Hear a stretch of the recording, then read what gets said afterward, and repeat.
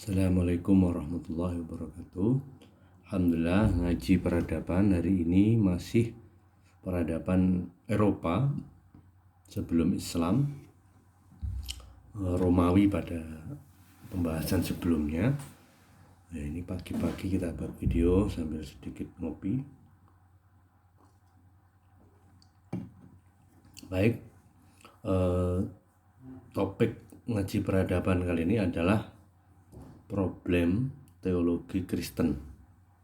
Kenapa topik ini penting? Karena ini menyangkut perubahan ya dari sejarah Romawi saat itu yang kemudian pada awalnya sebelum Kaisar Konstantin yang memerintah sekitar 300-an Masehi ya, itu umat Kristen dipersekusi oleh Romawi, dianggap agama yang terlarang. Kemudian Konstantin pada 311 Masehi mengeluarkan Edict of Milan yang intinya adalah toleransi terhadap utamanya Kristen dan agama-agama lain di Romawi, diberikan toleransi ya untuk diakui dan bisa beraktivitas tanpa persekusi. Nah, setelah Konstantin ini berkuasa, umat Kristiani di Eropa itu mendapat angin segar. Kemudian mereka bisa berdakwah yang dulunya hanya untuk kalangan bawah, kemudian bisa untuk kalangan menengah ke atas, bahkan nanti sampai kepada penguasanya. Yang pada 379 380 itu Kaisar Theodosius itu sekitar 70 tahun dari Konstantin itu kemudian meresmikan agama Kristen sebagai agama resmi di Romawi saat itu. Yang kita fokuskan adalah karena ini ngaji peradaban, bagaimana sih ajaran Kristen kemudian membentuk peradaban Eropa dari yang dulunya adalah pagan menjadi Kristen, kemudian nanti berubah menjadi sekuler. Yang paling utama adalah tadi problem teologi. Kenapa problem teologi? Nah, karena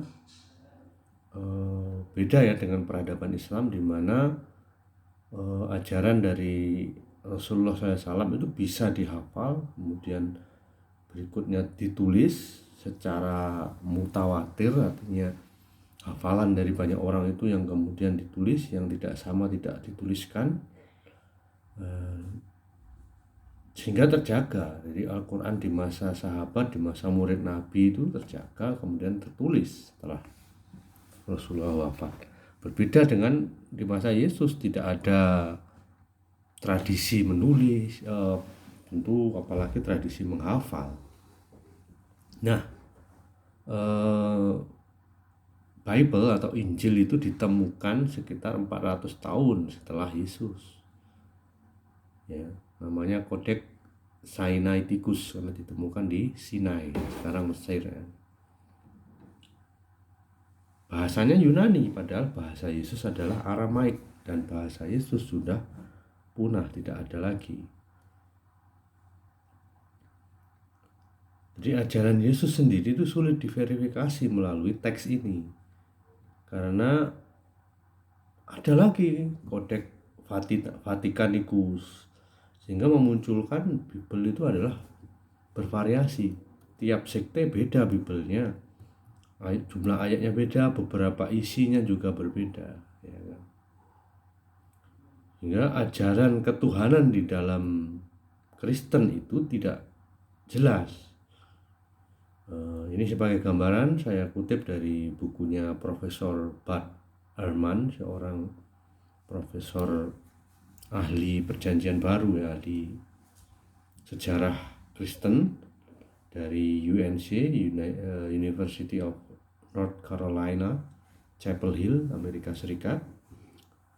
Beliau menggambarkan misalnya di abad kedua dan ketiga Masehi, masih dekat dengan Yesus, tapi Yesus sudah tidak ada. Ada doktrin yang berkembang saat itu, ajaran Kristen yang berkembang saat itu dalam konteks teologi adalah Docetism. Docetism itu menyatakan bahwa Yesus adalah Tuhan seperti manusia, Artinya dia zat Tuhan yang serba maha tanpa keterbatasan manusia. Yang kemudian mungkin akhirnya paham ini musnah. Karena jika Yesus tidak menjadi manusia, dia Tuhan yang serba maha itu, maka tidak mungkin dia mati di tiang salib untuk menebus dosa. Sehingga doktrin penebusan dosa tidak bisa. Akhirnya ini dianggap heretics, bid'ah. Siapa bilang orang dulu Kristen dulu tidak bid'ah, ini bid'ah.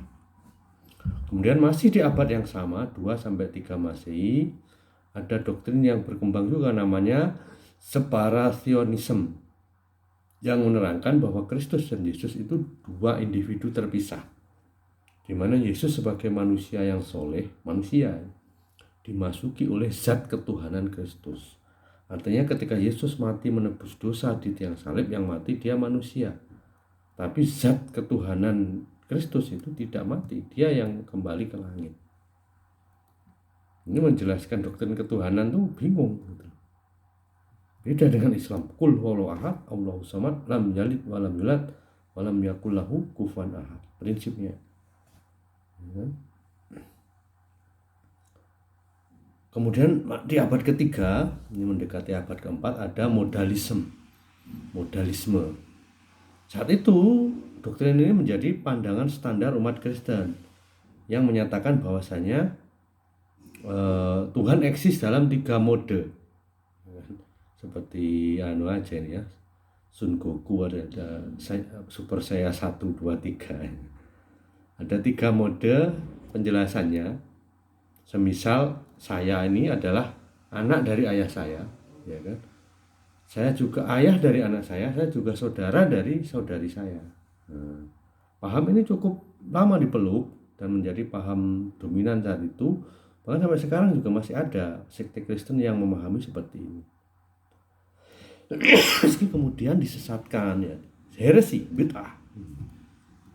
Karena ya tidak mungkin ayah dengan anak itu sama persis, tidak mungkin. Yang keempat, ada doktrin Trinitas yang dianjurkan oleh Tertullian, yang mengacu pada 3 orang yang terpisah secara individu dan mereka semuanya Tuhan. Ya kan?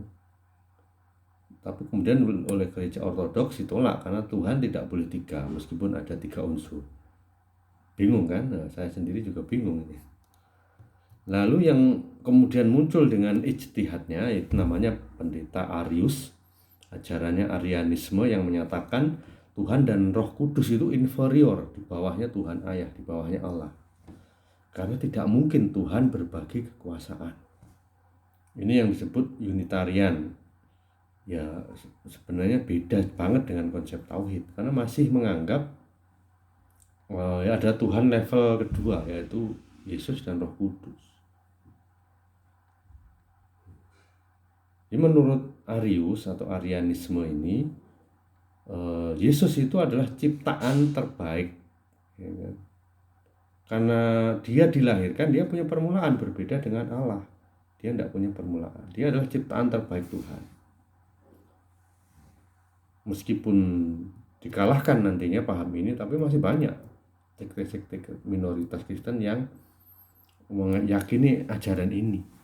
Nah, yang terakhir yang menjadi paham atau doktrin Trinitas yang mainstream sampai hari ini adalah hasil Konsili Nisea. Jadi Konstantin itu mengundang pendeta-pendeta yang di wilayah Romawi saat itu untuk berkumpul, dan salah satunya adalah merumuskan doktrin ini atau mengesahkan doktrin ini menjadi doktrin standar Kristen, yaitu Allah, Yesus, Roh Kudus semuanya Tuhan, semuanya kuasa, semuanya abadi. Mereka adalah Tuhan Ayah, Anak, dan Roh Kudus. Mereka satu Tuhan. Mereka tetap satu, meskipun jumlahnya 3, tapi satu.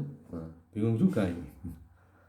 Jadi memang doktrin Trinitas itu misteri. Sekalipun orang ngaku paham, ngaku ngerti, ya artinya belum paham. Ini tidak paham. Nah, ini yang kemudian berikutnya menjadikan problem yang nanti kita akan bahas ketika Kristen dijadikan sebagai ajaran politik, ya kan, dijadikan ada dibuat institusi kepausan, maka nanti yang terjadi adalah bunuh-bunuhan antar sekte Kristen, ya kan. Nanti akan kita bahas 30 tahun perang di Eropa, ya kan. Sebelumnya ada Protestan dulu yang memprotes proses institusi kepausan yang despotik, ya, yang KKN lah, korupsi, kolusi, nepotisme itu marak terjadi sampai kemudian Martin Luther dan tokoh-tokoh reformis lainnya, ada beberapa tokoh nanti yang kita bahas itu, ya, mengkritik doktrin-doktrin gereja Katolik saat itu. Ortodok yang dimaksud sini Katolik yang mainstream saat itu, hingga nanti pecah. Dan setelah pecah itu agama di Eropa itu terpecah, ada yang Katolik dan yang Protestan. Nah itulah nanti kemudian terjadi perang 30 tahun yang akan kita bahas di video selanjutnya, sampai kemudian habis-habisan. Kemudian muncul perjanjian Westphalia, kemudian ikatan negara Kristen atau teokrasi itu merosot, sampai kemudian nanti muncul negara-negara bangsa. Dari negara-negara bangsa itu mereka kuat menjajah, kemudian paham negara bangsa itu dijadikan atau dipaksakan kepada jajahan-jajahannya, termasuk dunia Islam. Wassalamualaikum warahmatullahi wabarakatuh.